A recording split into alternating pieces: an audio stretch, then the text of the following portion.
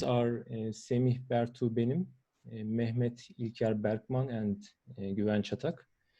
I think Semih Bertu benim will present. Yes. I think so, but I think he just came back, yeah. Sorry, I guess my computer was so excited. Okay, you can continue. And you can start first and continue anytime you want. Yeah, sure. So let's begin.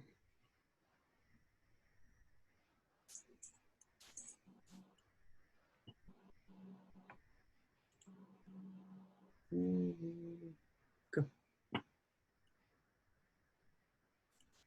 Can you see it right now? Yeah. Yeah, cool. You still can see? Yeah. Good.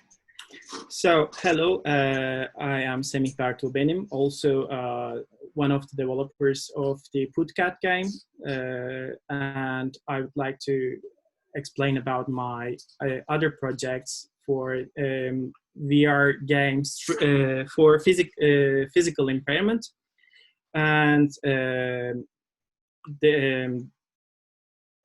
so let's begin. We decided to start a project with the cooperation of Bahçeşehir University with the Department of Computer Education and Instructional Technologies, and also Innovation Office like Politechnika Śląska from Poland, and also Triatos Disabled Club from Greece. And it was an Erasmus Plus project, of course. And during this project, we worked as the Bug Lab and as a VR first studios. And we worked with Mehmet İlker Berkman and Güven Çatak. So we, during this project, we designed and developed 3 virtual games. But why? So this comes to SCI ratio. SCI is a spinal cord injury.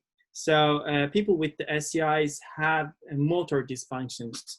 And according to WHO reports, it has 15% of the globe, around the globe. And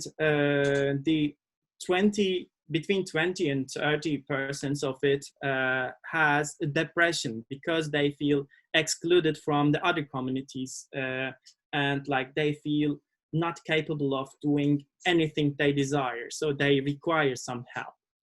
And this really have an issue, and we cannot see it because they are not so much around us. So in order to strengthen them and making them include our fun, so we decided to make a game, 3 sports game, which they wanted actually. For this, we have some plot meetings during it. I cannot participate that sadly, but they decide the games, and we tried to started to make VR for inclusion. We have a couple of problems, of course. For that, we have which sports game. That was decided by the plot meetings, as I mentioned. So one of them is Boccia. Boccia is really popular, the high demanded games, because it usually, it may be not particularly popular in Turkey or near Middle East, but in Europe or during amongst the old people, weak people, Paralympic people, it is really easy to do. And it is really famous sports also. Handbike is a hand cycle game, can be called also, is not so demanding, but as they wanted, they picked the lists. It was the most suitable one because there was then alternatives like swimming. So we cannot do the swimming in the VR so easily in that time. And sledge hockey was the interesting option because it has different gadgets from the original one. The original one has, as you can remember, the ice hockey. They are more like uniforms, and they have a stick, and they try to put the puck into the keep. But in sledge hockey, they are on a sled, and they have two sticks, and back of them is for movement in the ice, but while the stick part of it is for the shooting the puck into the keep if they are lucky enough. So what was the target audience expectation? That one is tricky, because when you're deciding to make a game for the disabled people, it can be used for the exer game, like they are using it for the therapy itself in order to ease their pain or improve their motor functions, or that can be a fun game. But we decided to make it both, because when you have fun in a therapy game also, the activity promoting video games can help it. Like it can use, they can use their energy expenditure for like 1 hour of activity promoting games can be increased daily energy expenditure like 6 or 15%. So other problem was like doing the real world things, okay, but it has to be achieved in the virtual world. Well, you put the goggles, okay, you're inside, but if you are not moving at all, it's not a virtual world enough. So we take it like the Paralympic boccia for the cardboard version. I will get to it, but it wasn't a good example. So in boccia game, the Paralympic boccia game, people who cannot use their hands or like any part of their bodies, but the head of it, they have an helper in their side, and the helper put their ramp on the game, and they try to direct the helper as he puts the ramp as the desired position and angle, because it's has speed on it, and it's important to get reach to the white ball. By the way, I assume that you are knowing the boccia game, but I would like to give the information quickly. Like there is a white ball, 2 teams of it, and they each try to get the closer ball to the white ball. So they try to be precise about it. We decided to put it on the our game too, like the ramp version of it. It was the cardboard version. So we made our research as VR technologies. There are tons of VR technologies in these days, but we focus on mainly 3 of them. One of them is the Google Cardboard, because the audience has to be wide as possible. We have to reach many people as possible. So cardboard was the cheapest option. It can be a DIY project. You can do it for €3 costs, and it has also a magnetic function that you can put a button side of it, magnetic button, if your phone supports it. But sadly, it doesn't have 3DOF and 6DOF controller. So 3DOF is a rotational movement. So when you try to detect a movement, it's like a rotation of it, like that, or forward and backward. And that is the 3-axis movement detection. But 6DOF is also can detect that movement is like sideways too. So Cardboard doesn't have this feature, so we separated it as another case. I will get to it. And other alternatives was Oculus Go, rather cheap VR equipment along the Daydream. It cost about €200, and it has a unique marketplace, not using the Android markets, but it has an Android.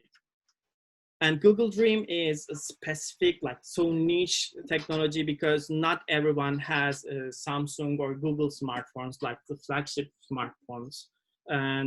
But it has 3DOF controller with it. And it also used the same technology as the Oculus Go.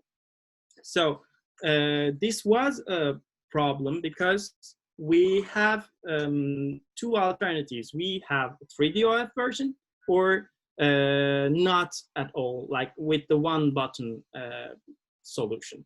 So we decided to split up these three games as two versions of them. Two, like Boccia with Cardboard, Boccia with Oculus Go, or Hand Cycle with Cardboard, Hand Cycle with Oculus Go, and so on. So we decided to develop 6 games. During the design phase, we wanted the simplicity of the real life. It has to be like more colorful and has to have some motivation sense, like people should be happy because during their real life, they already have a hard times. And we also have a Trobo, like our unique robot, as you can see in the other scene before they have Boccia. So it has the menu on it, it has counters on it, it has a huge screen and communicate with the players all the time, like sending the message and so on. We, of course, have pitfalls during our development. One of them was the 3DOF and 6DOF controllers, because as you know, that sometimes lack of documentation gives really hard time to the developers. Like you have a technology in your hands, but you don't know how to use it. It's obviously a problem. So that's where we split up. And multi-device compatibility is a disaster because when you're using even for the Cardboard, one touch button already, but they can detect different, as each device have different characteristics. And Oculus, when we finished the Oculus games, like 3 full version of the games, Oculus stores have really hard times on us because it has some difficulties, such as your game have to like have a left-handed support that our audience don't even use their 2 hands properly. And also, like you cannot have a text on your messages and so on. Lack of user test is, we have 3 user tests so far. We have some good times with our audience. It was really good sessions for emotionally, actually, when we are helping them and trying to ease their pain or like making them strengthen as we aim to, we start to feel overwhelmed by the emotions, and sometimes we left the room with İlker Hoca, as you can see, is another participant of the project. So the results were, as we can see from the this events during the user sessions, and they challenge each other in this game, like people with the disabilities and without disabilities can compete each other. And during these sessions, they really enjoyed it because sometimes you can see that people without disability cannot hit the white ball or even not get close to it, but the disabled people just beat their scores easily sometimes, or sometimes vice versa. And this really encouraged them. They have an unseen hunger for it. And for the limited labor, we can count it as a success because I was the only developer and we have only one Trobo or something like that for the models, and we use the ready-made assets for it. And of course, during the design process, Professor Mehmet İlker Bergman and Professor Güven Çatak helped a lot, like with the design phase. We decide both, and with more supports and funds, games can be improved dramatically because only the labor, it's not about only the labor, because you require to use the technologies and you have to get that technology like Oculus Go or Daydream, etc. And publishing an inclusive game, like as I told you before, it was a disaster. So have to be counted as a task. Also, like publishing a store is another task. So thank you for listening to me, and I can take your questions. Thank you. Thank you, Bertu. We can take questions later. Next presentation is use of virtual reality in participatory urban design. Researchers are Zeynep Burcu Kaya Alpan and Güven Çatak. Zeynep Burcu Kaya Alpan will present. Hi. Hello. So I'm sharing my screen.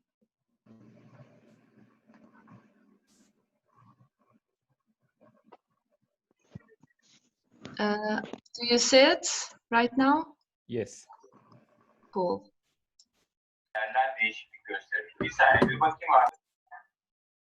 Hi, I'm Burcu. Today, I'm going to talk to you about the use of VR in participatory urban design. I'm sure most of you know Güven Hoca, director of BUG. To introduce myself, I studied architecture like him, and now I'm studying game design in master's, and I'm a VR developer at MekanSpace. During my architectural studies, my favorite part was designing the site plan. That's partly because it's where the concept is designed, and for me, the concept comes directly from human flow and human behavior. And I realized that that's mainly urban design. So I started to take a look at urban design in a different light. Could I actually merge it with my current VR studies? And participatory urban design was a good answer for me. In this presentation, I will investigate a little bit about VR, its evolution and components, then have a brief look at participatory urban design. Lastly, I'll try to merge these two subjects and talk about some of the design considerations and give some examples. These design considerations can be applied to many different immersive technologies and other design areas such as architecture, interior architecture, product design, etc. Urban design and interaction design may be more similar than they look like at the first glance, since they both have a human-centered design philosophy at heart. This commonality is more evident in participatory urban design. Starting with the 60s, emphasis was made on the user's experience on the built environment. Urban design processes were designed to gather information and sometimes give back some of the power over the decision-making process to citizens. New technologies have often been implemented in such studies. Democratization of the computer and the internet has affected participatory urban design significantly. As an extension, virtual reality has been a recurring topic in participatory urban design. With this paper, we suggest that immersive virtual reality designed with human-centered design and body-centered interaction design in mind may enable lay people's understanding of the design proposals and help them develop a sense of belonging. VR is extremely compelling in the sense that it provides seemingly endless amount of possibilities to the designer. Nevertheless, designing and developing an impressive VR experience is a complex challenge. If the experience is designed well, the outcome may surpass anything that would be possible in the physical reality. But a poorly designed VR experience may result in more than discomfort. It may make the participant ill. The reason of the difference between a well and poor design in VR is complex to decipher. Some failures are caused by the limitations of the technology, but many come from a lack of understanding of perception, interaction, design principles, and shockingly, the real users. But what does VR mean? The term virtual reality is in itself an oxymoron. An adjective meaning not physically existing and a noun meaning physical existence are combined to present a computer technology, a technology that provides sensory information and feedback to the user in order to immerse them into an artificial world that only exists inside a computer. However it is named, VR has opened up new philosophical discussions about reality, mind, and body. Heidegger's phenomenological approach and rejection of Cartesian dualistic reality can mean that all reality is affected and altered by the interpreter, the person experiencing. A designer with a phenomenological approach who is designing an immersive virtual environment would not see the world as the sum of the parts, as a collection of assets and scripts. An intrinsic design education would guide them into building obscure connections, a system within a context. The context would guide the connections as well as the parts. Such an approach is very similar to what is called human-centered design. Now a little bit of history. So if VR is the illusion of another reality, then it has been around since humans learned how to tell stories through words and images such as cave paintings. The medium and the technology may change, but the main goal is the same. Perhaps the most significant feature of VR, the stereoscopic imagery, has been around since before the invention of photography. Records also state an immersive room screening experience from 1895 called the Haunted Swing. The picture is a representation.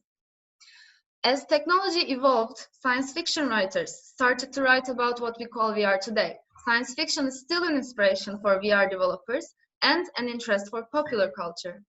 From 1935's Pygmalion spectacles to 2011's Ready Player One. Sensorama is very famous in VR history, and that's mainly because of its multisensory vision. It had stereoscopic colored imagery and a wide field of view, stereo sound, seat tilting, vibration, smell, and even wind. Yet this device had a fixed worldview. In 1965, Evan Sutherland wrote an article exempling some of the technologies of the day and some novel ideas, such as various input and output devices. The idea was to connect the body and its many senses to the computer. With today's language, he proposed gaze tracking, full body tracking, controllers with 6 degrees of freedom, mixed reality with occlusion, all part of a system he called the ultimate display. Along with this prototype, Sword of Damocles, built 3 years later, this 3-page long essay affected the world to give birth to what we call virtual reality. In 1985, NASA researchers developed the first commercially viable stereoscopic head-tracked head-mounted display called the Virtual Visual Environment Display. The 1990s saw an explosion in commercial interest for VR, as well as a booming interest in popular culture. However, this interest eventually died out in the commercial market, while research continued. This changed with the launch of the Kickstarter campaign of Oculus VR, when a new era for VR started. But why is VR important? VR is famous in that it causes immersion. Okay, but so do dreams. So what's the difference? Humans perceive realities, physical or virtual, through their bodies. Our sense of being in the world is primal and fundamental. It is difficult to analyze its components. However, developing and using hardware and software to accommodate our body into the built virtual reality can be analyzed within two main components: immersion and interaction, agency. The degree of immersion is objective and increased by adding sensory modalities such as visual, tactile, auditory, kinesthetic. Immersive technology may lead to, and is necessary for presence, a psychological property of immersive systems and a state of consciousness, known as the sense of being there. Presence can be examined in three core concepts: place illusion, plausibility illusion, and body ownership illusion. Place illusion is the strong illusion of being in a place while knowing for a fact that the person is not there. Plausibility illusion is the illusion of believing in the things that are happening, even though the person knows that it's not happening. Body ownership illusion occurs by looking at yourself in VR and seeing a virtual body. If the body is tracked fully or partially, movements of the person and the movement of the virtual body align. Interaction techniques that are unnatural or artificial may reduce presence, while natural and intuitive interaction may increase the sense of being there. This paradigm is called body-centered interaction. Presence in participatory urban design may help lay people to understand the proposed design, comment on the proposed design, contribute to and alter the proposed design. VR may be the ultimate empathy machine, a term first used by film critic Robert Ebert about cinema, and later by Chris Milk about VR. But empathy isn't a fixed quality, and results of studies on empathy and VR often show interesting results, such as an increase in social racial stereotypes in one study and a decrease in another study. Now let's move on to participation in urban design. There was a simpler time when the division and specification of professions were not so clear, when people simply lived and built.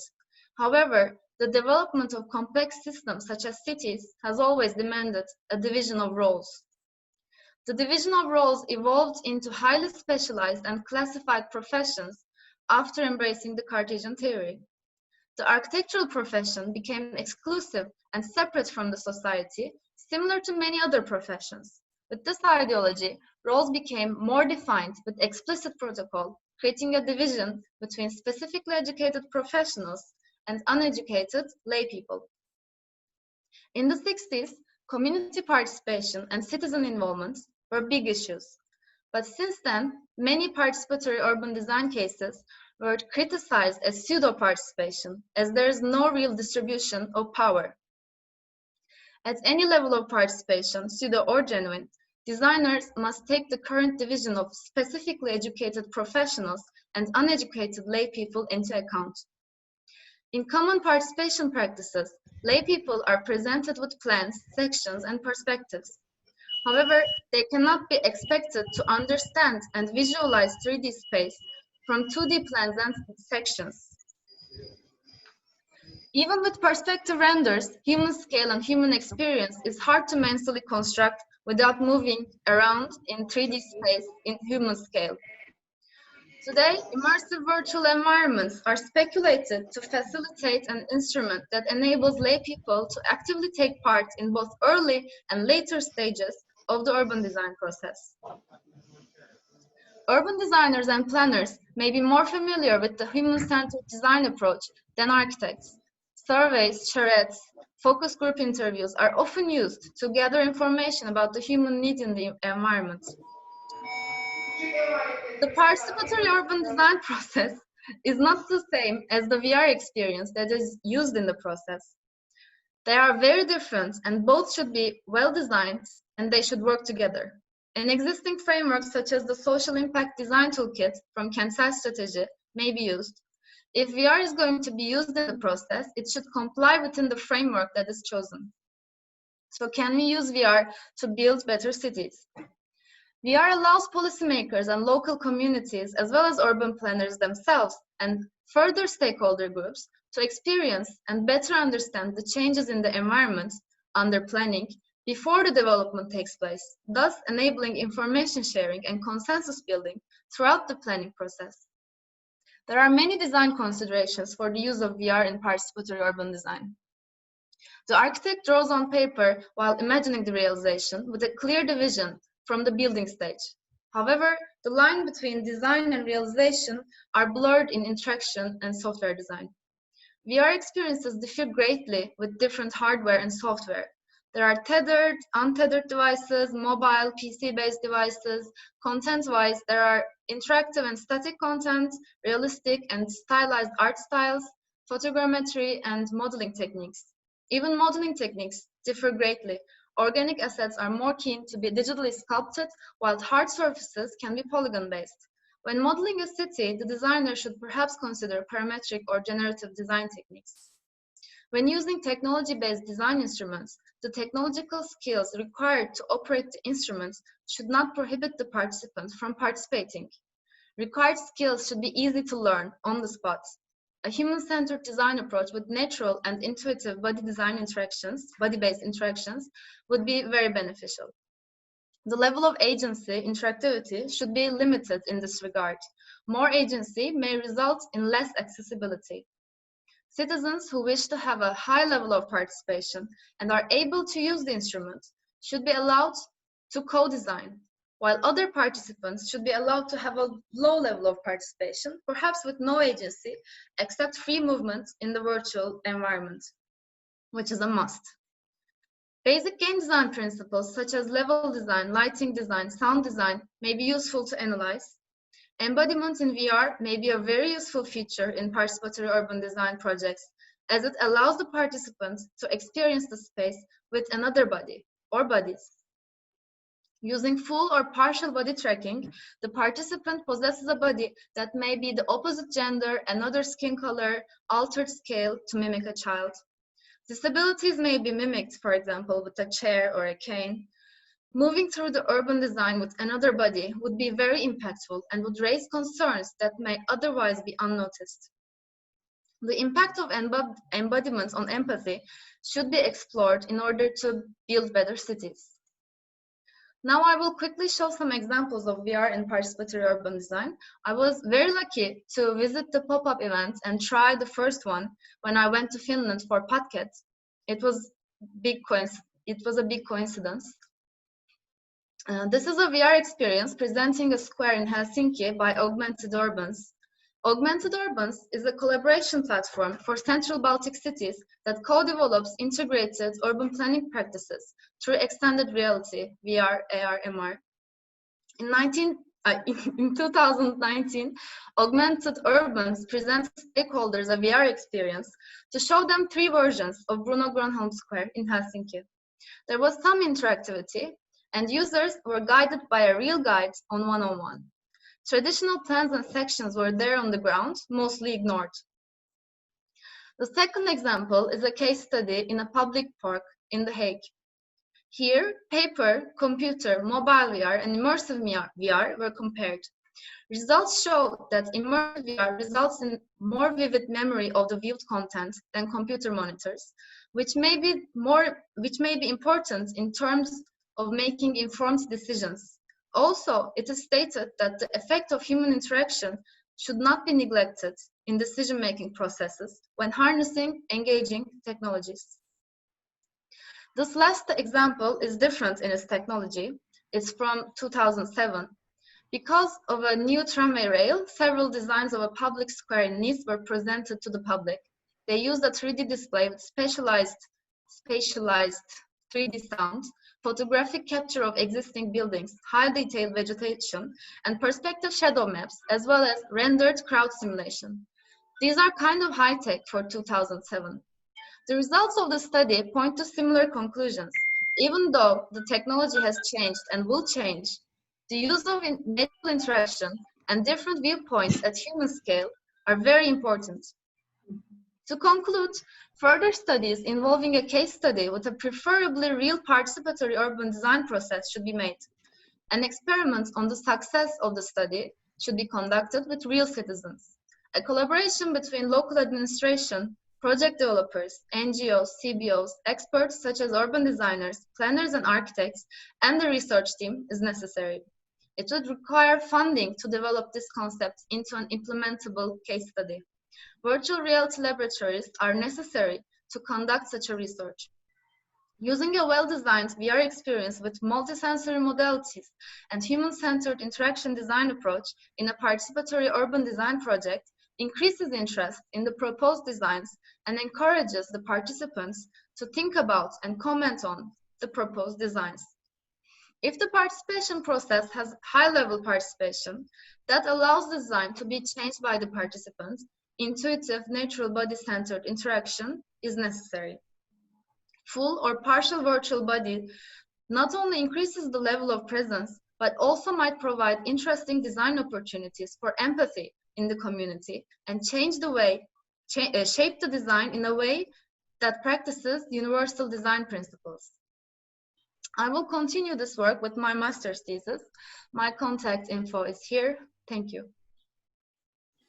Okay, thank you. Next presentation is a virtual reality application for relieving the pain of child dental patients. Researchers are Fatma Betül Güreş and Gökhan İnce. I think Fatma Betül Güreş will be presenting. Yes, you can start. Exactly. Hello. Let me share my screen.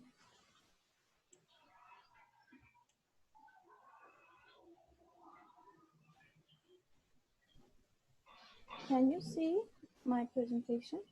Yes, I can see. Okay. Hello, everyone. Today I will be making a presentation about the virtual reality application for soothing child patients. And on this project, I am working with my instructor, Gökhan İnce. I'm a master's student in Istanbul Technical University, and I have graduated architecture, now making game design masters in this school.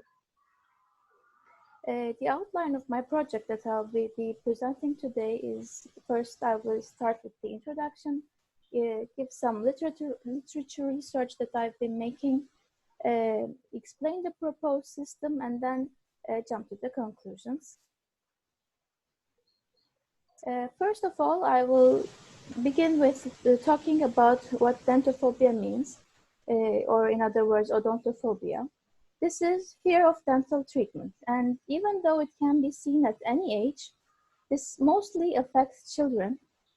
And recently there have been many studies that are being developed for overcoming this condition.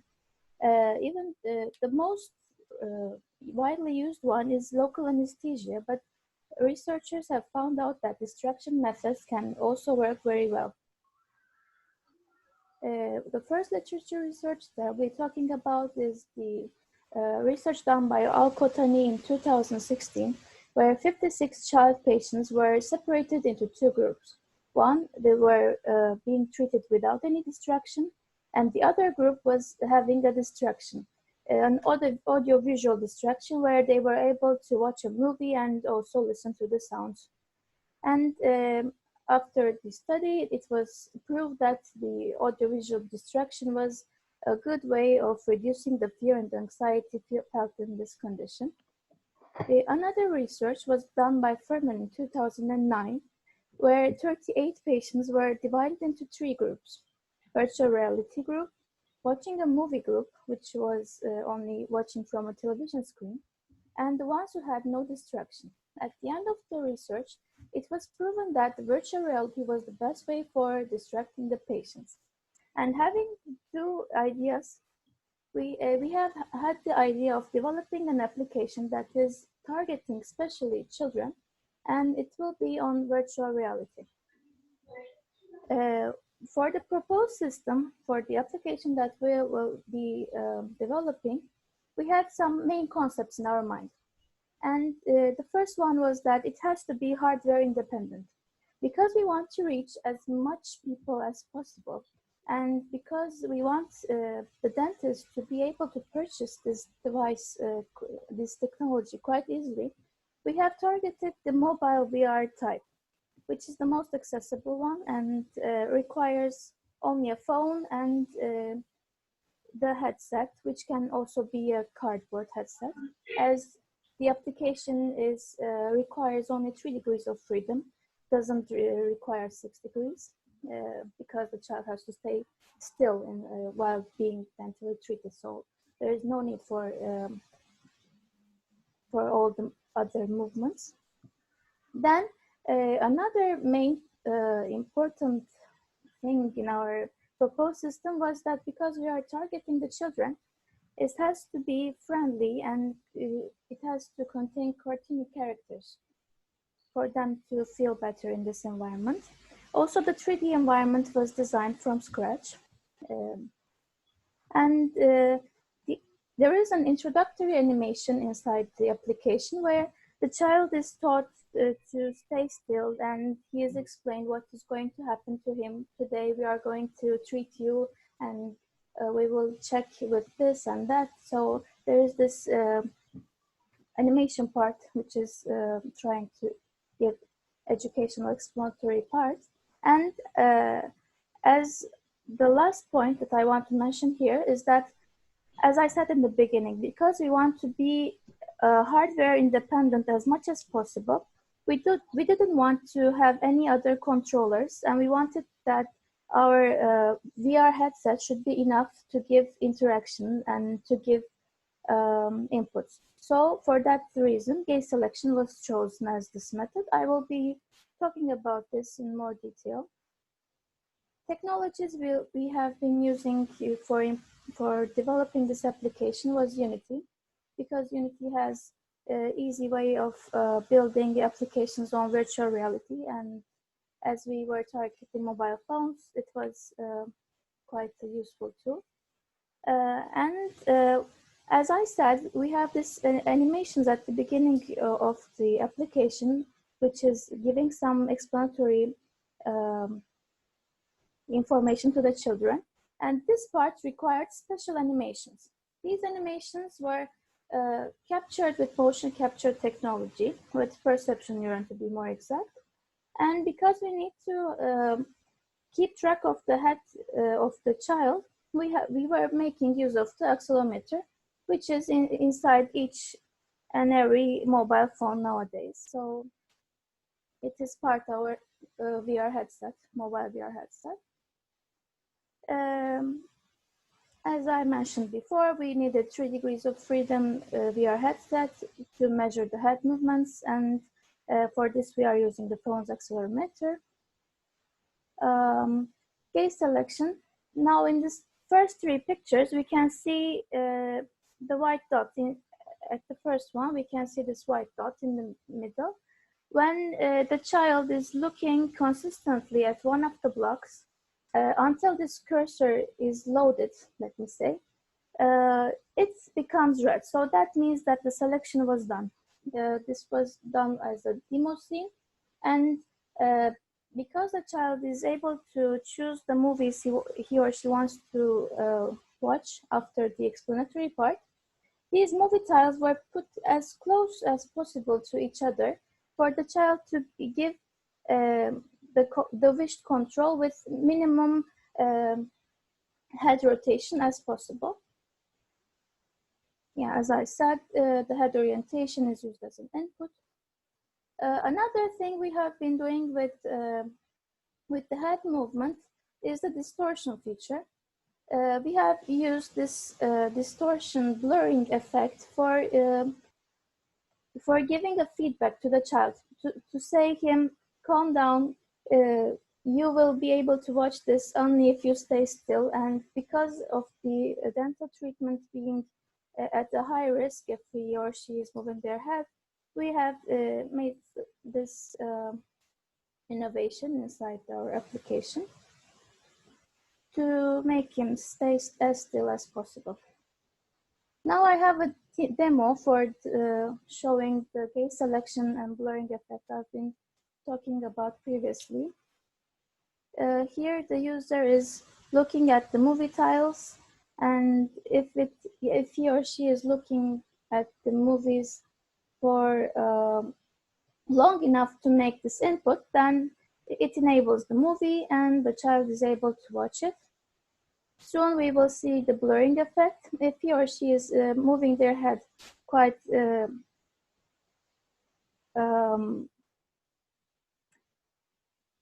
in an undesired way, the application is giving such a feedback. Okay, now to talk about the animations we have been tracking with the motion capture suite. We have used the perception neuron, which was recording the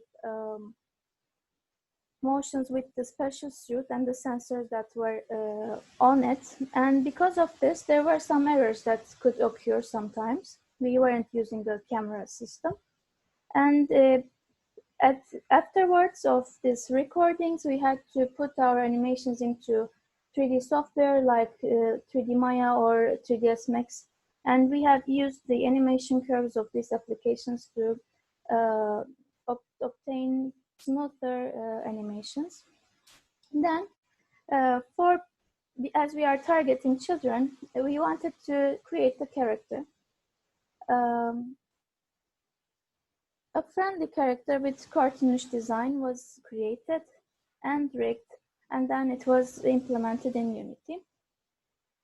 While making the character rig, there are two main important features. It is composed of two parts, let me say. It's the skin, the polygons that are making the 3D model of the child, the surface representation, and the bones, which are typical for a humanoid animation. These bones are hierarchical interconnected parts that are located inside the model. And extra are the building animation controls that can be seen on this video. And they are making the job easier for making the animations and controlling the body parts, controlling the eyes or the targeted places. I had a small video about that. Then after creating the animations, after creating the character, now we have to put them both into Unity. And we have to make a way to blend them together for them to work together. When we have imported them, we choose them both to be humanoid animations. This is done easily from inside Unity. And then we have to create this animation state machine, which is telling from which state to go to the next one. So we have created this loop, this linear animation loop that is giving the explanatory part. Then we also, as I'm an architect, I have made 3D design for the child to feel good in the dentist room. I have begun with a mood board, a typical way of beginning an architectural project, and then at the right you can see the final rendering I have obtained in 3ds Max. Now I have a small demo. The application is at this point right now.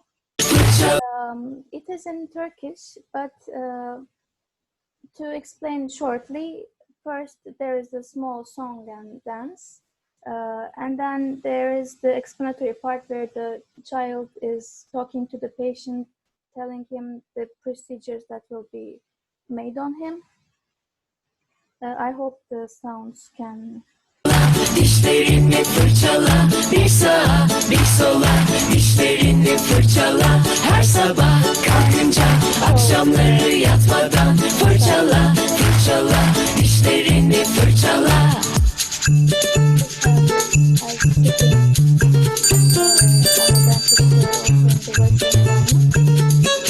And beneath the child there are these tiles that Merhaba, he is able to hoş see. geldin. Benim adım Can. Senin adın ne? Şimdi dişlerini kontrol edeceğiz. Bakalım ağzında mikrop var mıymış? So I think this is enough. In conclusion, we were having the goal of creating a VR application for suiting child patients during dental procedures. What we have done so far is designing step by step. Also the 3D design, like the environmental design, the character design, the animations, as well as the input system, the head tracking, and the motion blur. And for future work, we have to do testing. We couldn't do this because due to COVID-19 pandemic situation. And then another thing that we have to improve in our work is polishing the animations. Maybe this can be done with the 12 principles of animation of Disney. And another future work that could be done is implementing the same idea into other fields other than dentistry.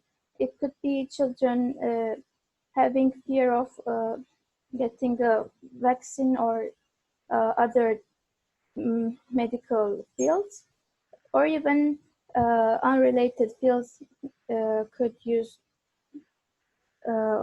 make use of a similar technology.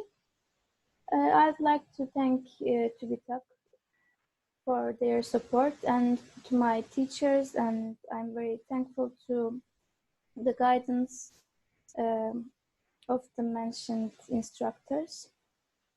And I'd like to thank you. This is the end of my presentation. Okay, thank you very much.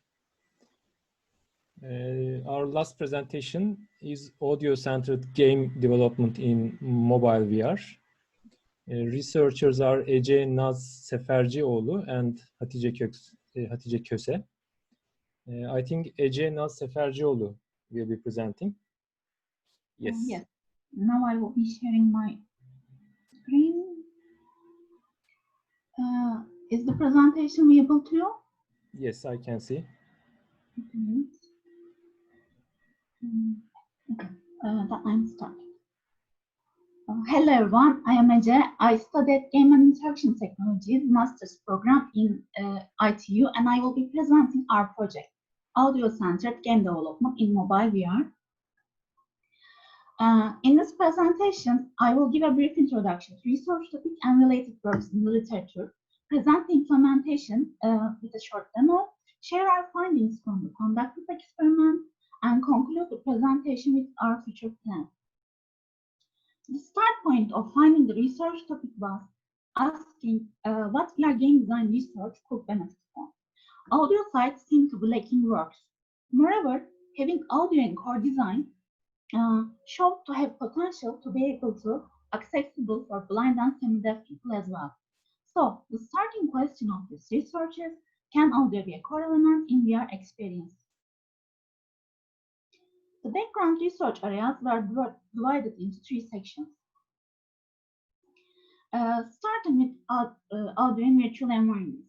The best solution to mimic real-world audio is using HRTS, but they require extra analysis of the shape of the user's head and needs to be personal. Generalizing the process is found to be costly. In this project, stereo audio with stereo headphones were used. Other key point to convey 3D audio to users in VR environment is movement. A study showed when players move their head, their success rate of pinpointing audio sources increases. This was also used in our project. And before moving on the last step, I want to share one more finding that was interesting as much as important. Audio and training simulations. Imagine a surgery training. The surgeon should be hearing the heartbeat of the patient, audio feedback from the machine, where the aids are in the surroundings of the room. This audio feedback impacts the success of the training. And lastly, we see a level of audio immersion, starting from no immersion to sound field. Our project includes movement of audio and positioning. The next topic of background research is audio games. There has been very scarce examples of audio games in VR. All the ones found were about navigational skill training in mazes with different settings. Afterwards, testers were required to answer questionnaires or rebuild the mazes with building tools. The feedback from the testers were encouraging. They found that testers felt more confident in their navigational skills.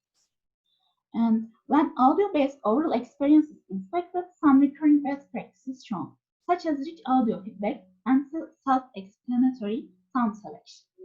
For example, by hearing sounds, players should distinguish what kind of environment they are in, what kind of game objects they are interacting with, and what kind of situation they are under should be clear to them. And audio interface aiding the players inside games and setting interaction rules at the start are another important characteristics. These points were considered in the design phase of the project. Moving on to mobile VR. This platform was chosen.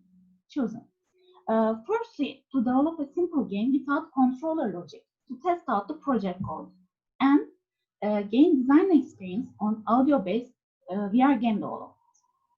For providing a good user experience, players' comfort in and out of reality should be considered. When the players inside the experience, initiatively they should find their path. It is not always possible to guide testers who are in VR from the outside world. Lastly, question of is this experience an experience for VR should be considered in design phase. Among the interaction methods listed here, we have chosen focus gaze, in which player focuses their gaze to trigger objects and after some determined time duration, triggered event occurs. In the light of the research, we designed and developed an audio-based mobile VR game to test the impact of audio in VR games. In our game, the player is at the center of a sphere game arena. Even though they look the same, there are two types of objects.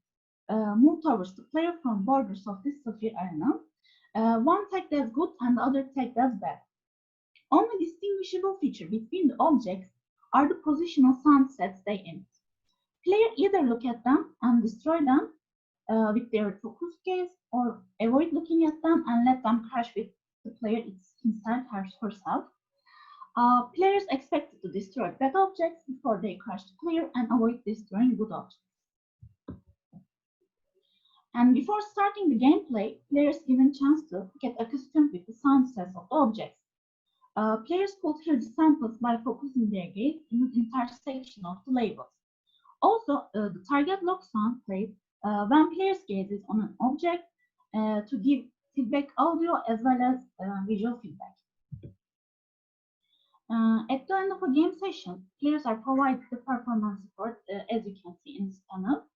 Destroying bad objects and avoiding good objects increases score. The contrasting action decreases score. The quicker the player detects the bad object, the more points she gains. In the table, we expect players' crash count of good objects and destroy count of bad objects to be higher than their counterparts. And optimum expected behavior is destruction of bad objects and crash with good objects. Before moving on to development tools, I want to have your attention on spawn array and spawn logic. Firstly, spawn logic is entirely random on what kind of game object will be spawned in limited random durations. And we will see the effects of this in experimentation results. Secondly, spawn areas do not include both surfaces of the sphere, so that the neck ergonomics of the players are protected. The game was developed on Unity game engine using Google Cardboard SDK, and for small facing version, 3ds Max was used. Now I will be playing demo, but before that I want to say, for the demo, game would last 30 seconds, but for experimentation, it was 2 minutes.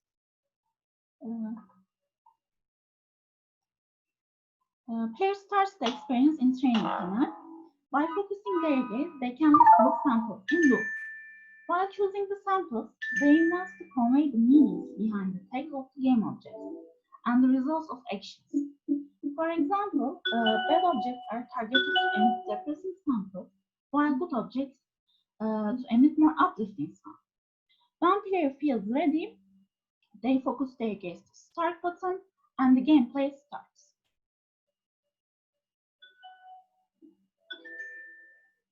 Player first appears audio samples from the game objects. If the game objects are destroyed, destruction sound sample will be played. If the object crashed with the game player, crash sound will be heard. And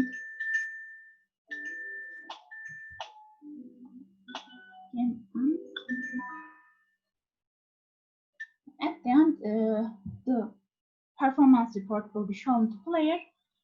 From there, player chooses whether to go back to training and improve themselves, improve their audio detection skills, or restart the game and try their skills just after the first experience. To test the performance of the game experience, experimentation was conducted. 10 people between ages 19 and 26 tested the game first time and their records were collected. From the left visual, you can see the screenshot of performance report of tester 2, for example. In the testing, mobile virtual reality headset with Android phone used, stereo headphones as audio output is used, provided to testers. Here we see the results of the experimentation. When we inspect the standard deviation of score, it's a very high value of 108.9. And with this high of a standard deviation, making healthy comments is not entirely possible. One thing for sure, testers had a wide range of performance outcomes. To have an idea of overall successful actions of the player, when the table at right down, the stereo crash table inspected, we see reverse of what a successful game output was expected to be. There are some possible culprits for this outcome. Scoring and spam logic comes first. For example, tester 5, player with the most score, did not destroy any game objects. But since the good object count exceeded bad object count spam, they collected the most score. Moreover, the testers were not familiar with VR games. For more than half of them, this experience was the first time they experienced a VR game. As well as VR games, audio-centered gameplay was also a novel experience in comparison to visual-focused experience.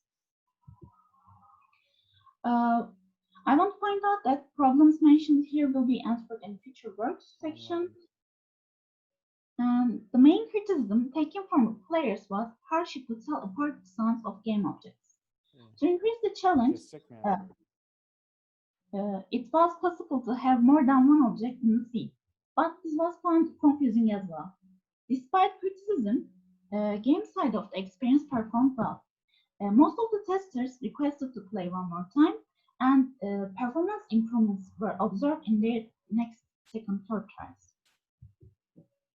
In the end, a playable and enjoyable audio-based mobile virtual reality game experience was developed and tested with 10 people. Feedbacks of the testers shaped the future of the project, which we commented on the next and the last section. And overall, the design seemed a replayable experience to testers. And audio-based VR games could have a chance to be accepted from a wider range of player groups in the future. And the feature works prioritize moving the platform to PC VR. This way, players could have more quicker reaction time with usage of controllers. They could destroy bad objects or collect good objects with push of a button and do not need to wait for their gaze action to conduct it. Also, using haptic feedback, again, players could be signaled object appearance. Even now, sound sample is reduced. Among the samples, idle sounds and generic action information sound effects should be beneficial and enough for the experience. Performance imbalance culprits, spam and scoring logic will be revisited and will be implemented in a way some parameters will be same for each gameplay, such as spam count. We also have a plan to conduct questionnaires on audio sample selection to address more general understanding of audio. Lastly, the improvement observations from the test shows demonstrations will be a big help for players to understand the gameplay and performance better for the next trials. That's all for our presentation. If you have any questions, I will be happy to discuss in Q&A, or you can contact me from the mail. Thank you. Thank you very much. I would like to thank to all researchers for their presentations, and I think we have about 6 minutes or 7 minutes for questions and answers. You can ask in the chat window, or you can raise your hand. I'm not sure I can see all participants here.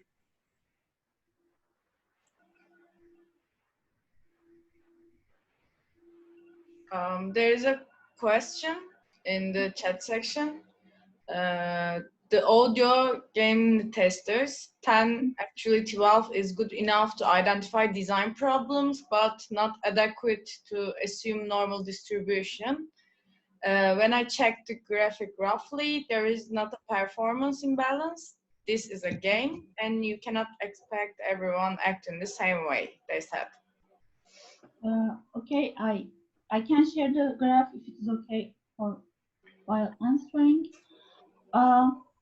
Here we see the graph and the performances of the players very varying. Like one gets minus 200, 300, one gets 300. This was, as a designer, I wouldn't want my players to have that much minus pointed scores, but around 100 scores would be better, or their performance didn't vary that much, because we see very high differences in their performance. That's why I made that comment about the performance imbalance, and also need to increase improvement for scoring and psychometric and other areas. So, sorry, as I have written there, when I see the graphic again now, I'm sure that this is not imbalanced, this is a normal distribution. Now, 10 people is not enough to talk about the normality of a distribution, but when you look at this, there is this one guy who performed very, very bad, there is this one guy who performed very, very well, and the others are in the middle of the histogram, and that looks like a normal distribution to me, but as I said, 10 people is not enough to talk about the normality of the scores, etc. Maybe you should have 40 tests at least, and maybe you should just remove some of the outliers out of these 40 tests. But 10, actually 12 people is enough to find out what is wrong with your game. What are the things that people can understand easily? What are the things that are fun for the people? With 12 people, 10 people, you can understand this. But you cannot make a statistical analysis. You can just make some observations and try to find out the design defects of your application, not the performance. You need to make more tests in order to identify if people are performing well or performing normally in your game. And having a few exceptional values like this minus 300, plus 300 is not a bad thing. That could happen. That happens. That is the normal population. We don't all have same skills. Maybe one of your users have some odd hearing defects. We don't know. Did you check them for that? Hearing capabilities? They are healthy people between 19 and 26, university students. Well, maybe they have a problem with their hearing and they are not aware. Do they have driving license, for example? Do they have a driving license, for example? In order to get a driving license, you need to get a hearing test. So maybe you should choose your participants in this way. People with the driving license who got this hearing test. In this project will be continued, so we can consider your proposition in our next experiments. The count of experimentation is very low. I agree with you. We want to have more people, but the logistics didn't help with that. And this was the much we could do for now. But in the second part, yeah, I will also take into account the 40 people advice, and from there we will move on. Maybe we can count this as a pilot study. Can I add some more points? Yes, of course.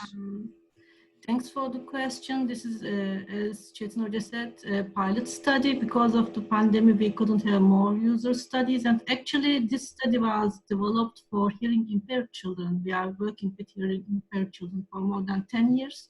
And this is a game for them, but we have to, of course, change the parameters for them. So you are right, 10 is not enough for a study, and we are not doing a statistical significance test here because users numbers are low, but this is a pilot study. So in the future works, we will try with more users and we will change the parameters according to.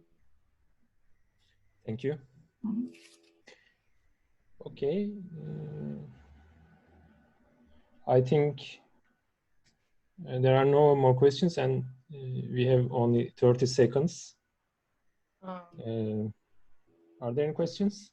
I think there are some questions in the chat section, and also Demet No, Demet Hoca shared the Zoom link for the next session. That's not a question, I think. No, Yeah, that's the question, but there is another one from Mehmet İlker Berkman. So the first one is, why are the kids are located in a dentist office virtually?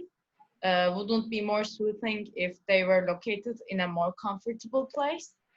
And the second question is, the soothing is done by the cartoons watched, not the VR. Why did not you just provide in VR movie player with the blur on head movement function?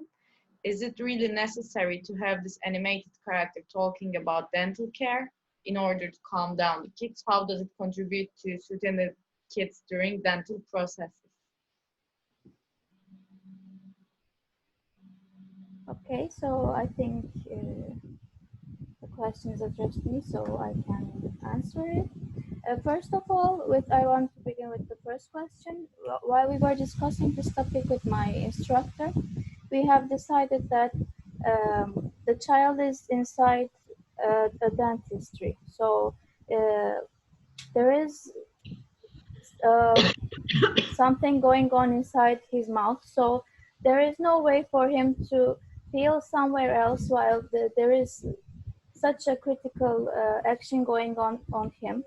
I know from my research that in other fields where children have to stay a long time in a hospital, they are offered VR technology and they are feeling and experiencing other places. But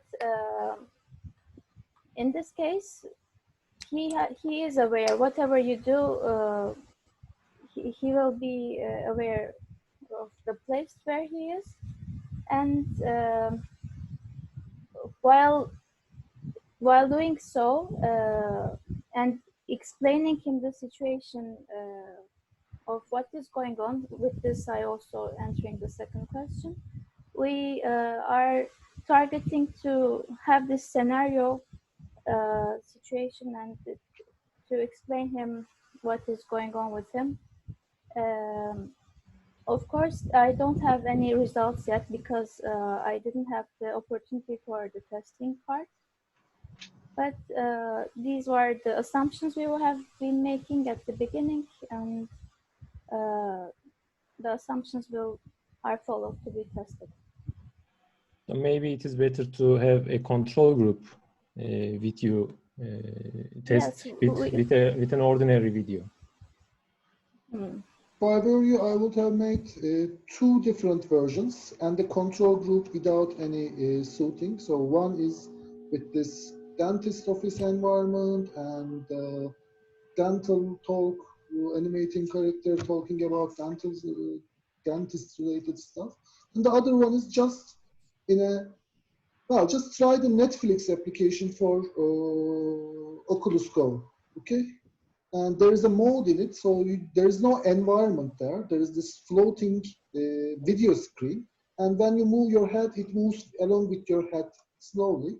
And the next environment I would provide would be something like this Netflix application mode on Oculus Go. And I will try to identify if being in a virtual dentist is more suiting, or being in a just focusing on the cartoon is enough for suiting thing. I guess this dentist-related thing is not going to contribute in suiting the kids during the dental processes. That's my opinion. I'm just guessing, but that is something that you can build an experiment on it. Thank you for your contribution. You're welcome. Okay. Any more questions? So maybe we can close this session. Yeah. Okay. We thank everyone, our chair and our presenters. It was a really nice session. So we will meet in 10 minutes, I guess. In 10 minutes in the next session about the virtual design experiment. So the link is in the chat section. See you soon. See you. Thank you. See you. Thank you.